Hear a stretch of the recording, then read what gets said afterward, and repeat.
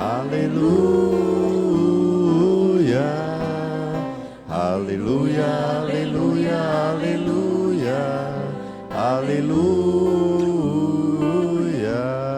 Recebeste um espírito de adoção, no qual clamamos Abba, Pai. Aleluia, aleluia, aleluia, aleluia, aleluia, aleluia, aleluia, aleluia.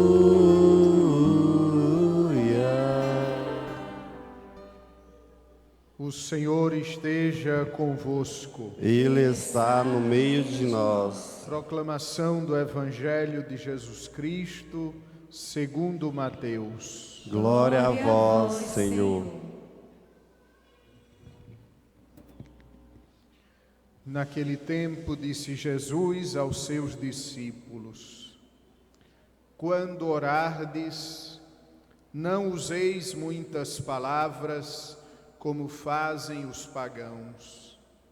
Eles pensam que serão ouvidos pela força das muitas palavras. Não sejais como eles, pois vosso Pai sabe do que precisais, muito antes que vós o peçais. Vós deveis rezar assim: Pai nosso que estais nos céus, santificado seja o teu nome. Venha o teu reino. Seja feita a tua vontade, assim na terra como nos céus. O nosso pão de cada dia dá-nos hoje. Perdoa as nossas ofensas, assim como nós perdoamos a quem nos tem ofendido. E não nos deixes cair em tentação, mas livra-nos do mal. De fato, se vós perdoardes aos homens as faltas que eles cometeram, vosso Pai que está nos céus também vos perdoará. Mas se vós não perdoardes aos homens, vosso Pai também não perdoará as faltas que vós cometestes. Palavra da salvação. Glória a vós, Senhor. Estimados irmãos e irmãs, a oração do Pai Nosso, ela tem uma força imensa. E a força da oração do Pai Nosso não é somente porque foi uma oração que o próprio Jesus nos ensinou, que o próprio Cristo deixou para nós. A força da oração do Pai Nosso, ela vai muito mais além. A oração do Pai Nosso é importante porque ela é o modelo de toda a oração. A oração do Pai Nosso, muito mais, repito, do que uma oração, ela é um esquema de oração, ela é uma estrutura de oração. Quem quer rezar, precisa sempre rezar como Jesus nos ensinou no Pai Nosso. Mesmo que mude as palavras, mesmo que reze de outra maneira, deve seguir a estrutura do Pai Nosso. E eu gostaria então, amados irmãos, de brevemente, nesta noite de encontro com o Senhor, gostaria que meditássemos sobre o Pai Nosso, que meditássemos sobre a estrutura do Pai Nosso. Pai Nosso que estais nos céus.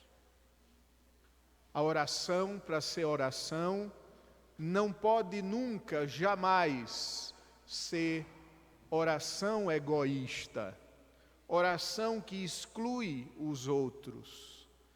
Nosso Senhor inicia a oração nos ensinando que nós estamos dirigindo ao nosso Pai, não ao meu Pai. Deus não é uma possessão minha. Deus é Pai meu e é Pai do meu irmão. Por isso, Ele é Pai nosso. A oração, meu irmão, para ser oração, ela precisa incluir os demais. E aqui a gente já começa fazendo um exame de consciência sobre o nosso modo de rezar. Eu rezo pelos outros, as outras pessoas têm lugar na minha oração,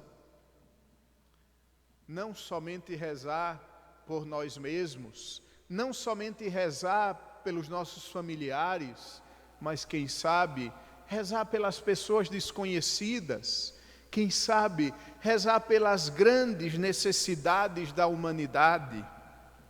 Pai nosso, segundo elemento, que estais nos céus. Deus está acima de nós. Deus não é um ser humano como nós, então nós não podemos tratar Deus no mesmo nível que nós nos tratamos. Um dos grandes problemas da nossa oração, às vezes porque nós queremos tratar Deus na oração como nós tratamos as pessoas deste mundo. Um exemplo clássico, nós quando queremos alguma coisa, nós começamos a elogiar o outro. Nós quando queremos que alguém nos faça algo, nós começamos logo preparando o terreno, elogiando, para que o coração do outro amoleça e eu retire daquela pessoa aquilo que eu preciso. Até as crianças fazem isso, de modo inocente e bonito. As crianças começam elogiando a mãe e depois pedem alguma coisa. Às vezes a nossa oração, amados irmãos, ela é um elogio de Deus, mas um elogio que não nasce de um coração sincero, mas nasce sim de uma necessidade que eu tenho. Então eu trato Deus no mesmo nível das pessoas. Deus, Ele está acima.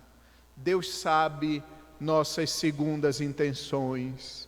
Deus sabe quando a gente reza para aparecer. Deus sabe quando a gente reza para testá-lo. Pai nosso que estais no céu. Ele não é um ser humano. Ele não cai na nossa lábia. Pai nosso que estais nos céus, santificado seja o teu nome. Santificar o nome de Deus é reconhecer Deus como Deus. Um dos grandes elementos das curas que Jesus fazia, Jesus perguntava antes: você tem fé? Você acredita?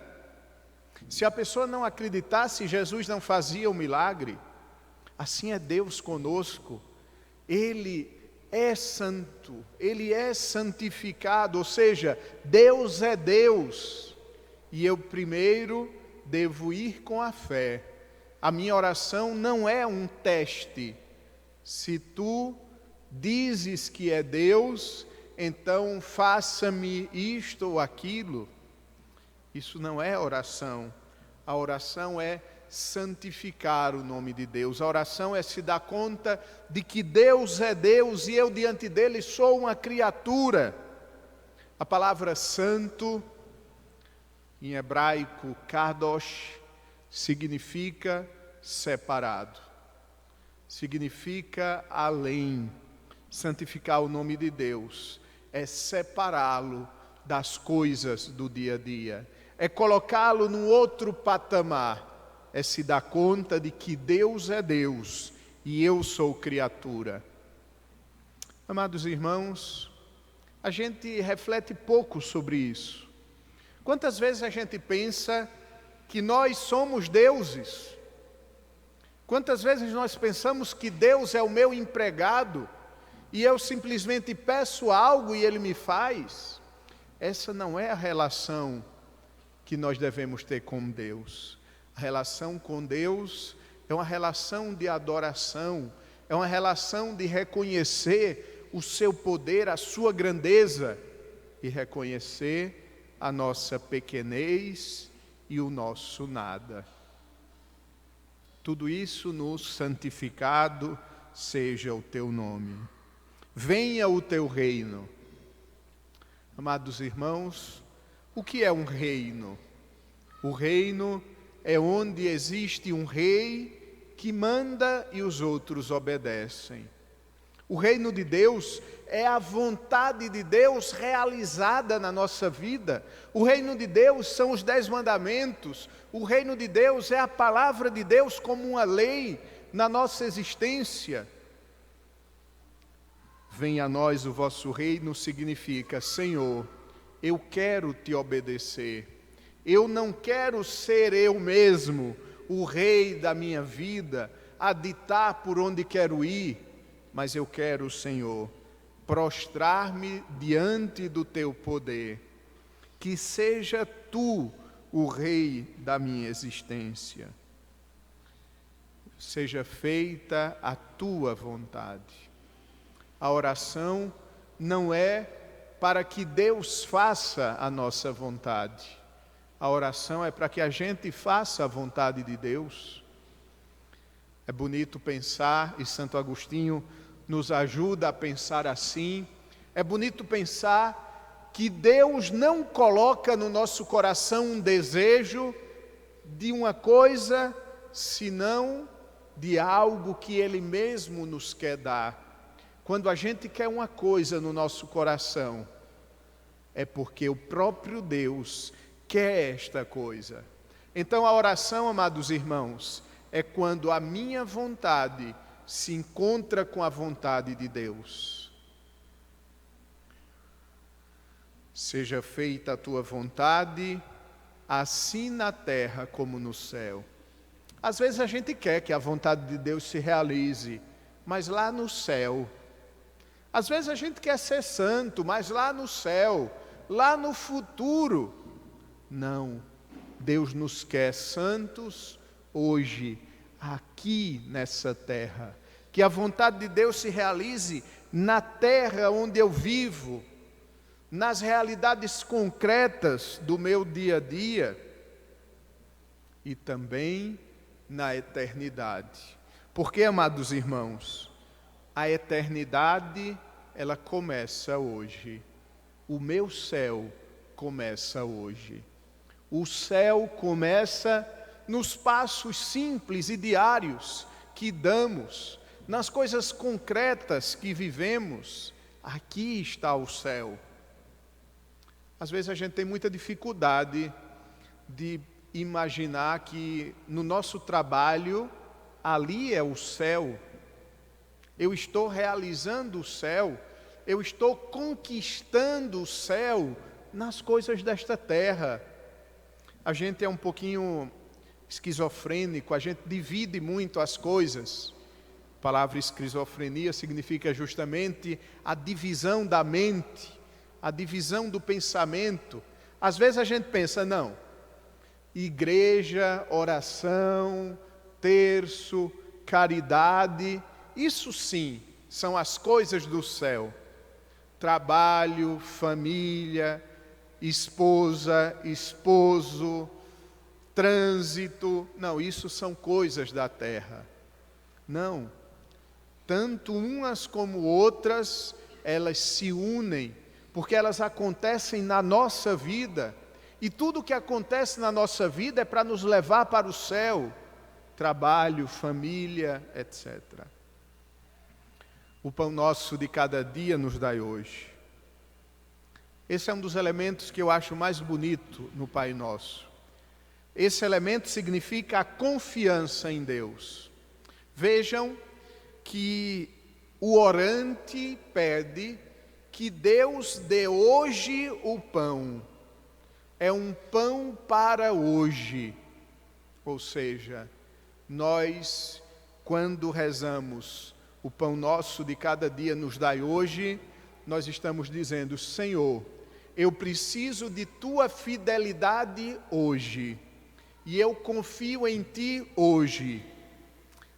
Para entender melhor, a gente precisa compreender aquilo que nosso Senhor nos disse. A cada dia basta as suas penas. Eu preciso ser fiel hoje. Eu não preciso pensar em ser fiel a vida inteira. O amanhã não me pertence, eu não sei quais serão as condições que irei viver no futuro, o que o Senhor quer de mim é o hoje. O que o Senhor quer de mim, o que o Senhor espera de mim, de nós, é a nossa fidelidade no hoje. Santa Teresa ou Santa Teresinha, agora me foge a memória, uma das duas dizia: Senhor, para te amar eu só tenho hoje. O ontem já passou. O amanhã eu não sei se virá. Para te amar eu só tenho hoje. Viver o tempo presente. Viver o hoje como o tempo que Deus me dá para a minha santidade. Amados irmãos, nós vivemos num mundo onde as pessoas estão cada vez mais ansiosas. E eu vi algumas pessoas dizendo que a ansiedade é o excesso do futuro. É alguém que se preocupa demais com o futuro, que pensa demais no amanhã. Nós precisamos voltar a nos concentrar no hoje. Porque quem está muito preso ao passado ou muito preso ao futuro, acaba desprezando o presente. Para te amar, eu só tenho o hoje. O pão nosso de cada dia nos dai hoje. Mas aqui, atrás desta oração, tem outra belíssima realidade, outra belíssima verdade de Deus. Se eu pedir a Deus o pão para hoje, significa o quê? Que amanhã eu vou ter que pedir novamente. Ou seja, a oração não é uma coisa que eu faço, fiz, pronto, acabou. A oração é constante, a oração é diária, a oração é permanente. Eu sempre irei voltar à oração. O pão nosso de cada dia nos dai hoje. Aqui também nós precisamos compreender, pensando lá no Antigo Testamento. Vamos ver se vocês estão bem em história bíblica. Quando o povo de Deus saiu do Egito, eles passaram quantos anos no deserto? 40 anos. Parabéns, 10 para vocês. Passaram 40 anos no deserto. E o povo se revoltou com Moisés, como nós fazemos sempre. Deus nos tira da escravidão, Deus nos salva e a gente depois reclama com Deus. O povo se revoltou com Moisés, disse: se era para morrer de fome nesse deserto, era melhor a gente ter ficado no Egito. Lá tinha até cebola. E aí se transformou num ditado: chorar as cebolas do Egito.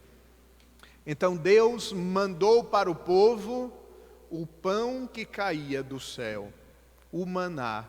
Mas tinha uma coisa ainda importante: quem pegasse mais do que era necessário para aquele dia, no dia seguinte estava podre.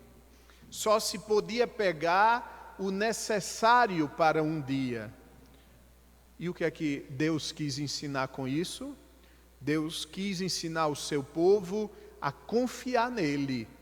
Porque se ele mandou hoje o pão, amanhã ele mandará de novo.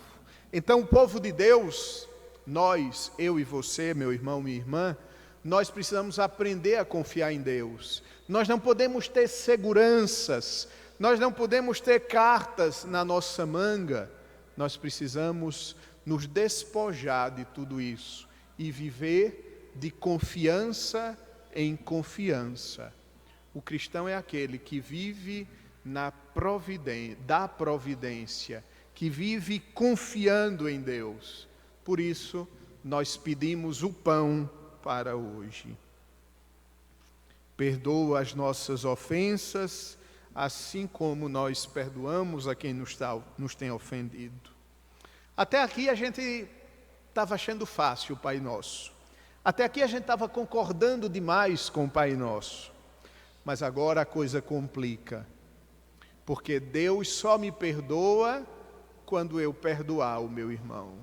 Senhor, o Senhor deve me perdoar do mesmo jeito que eu perdoo as outras pessoas. Aí eu não perdoo as outras pessoas, rezo o Pai Nosso, vivo tranquilo, dormindo em berço esplêndido, deitado eternamente ao sol do novo mundo, e me esqueço que eu disse na minha oração a Deus que Ele deve me perdoar, porque eu perdoo o meu irmão. Aqui é algo muito sério. Ou vivemos o perdão com o outro, ou fechamos as portas para o perdão de Deus. Não tem outra saída. Porém, meu irmão, o Papa Francisco, ele nos deixa tranquilos. Ele nos diz, o perdão é artesanal. E tudo que é artesanal custa tempo.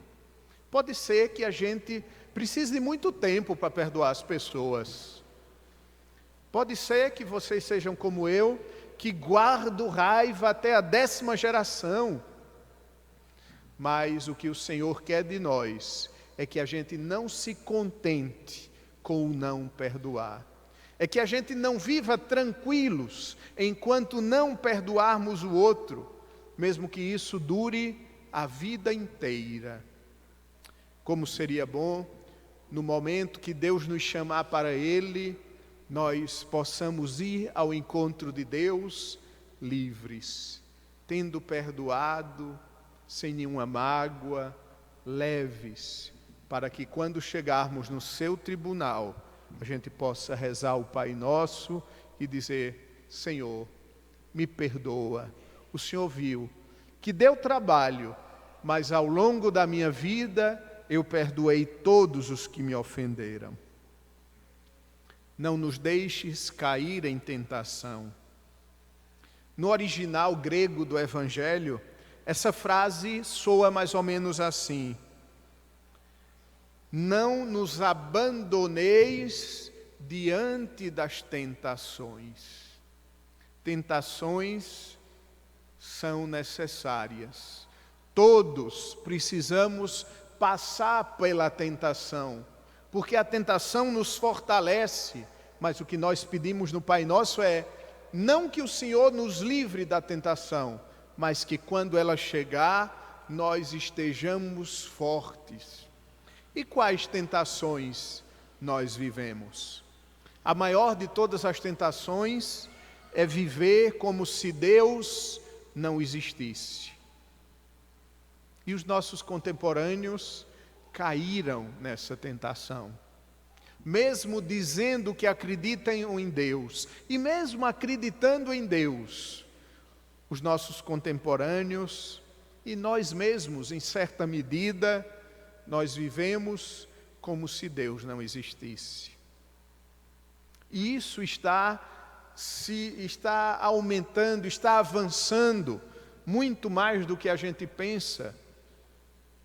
Nós precisamos pedir que Deus, diante dessa tentação, Ele não nos abandone as nossas forças, mas Ele nos fortaleça para vivermos sempre dependendo dEle. Não nos deixeis cair em tentação, mas livrai-nos do mal. Qual é o mal?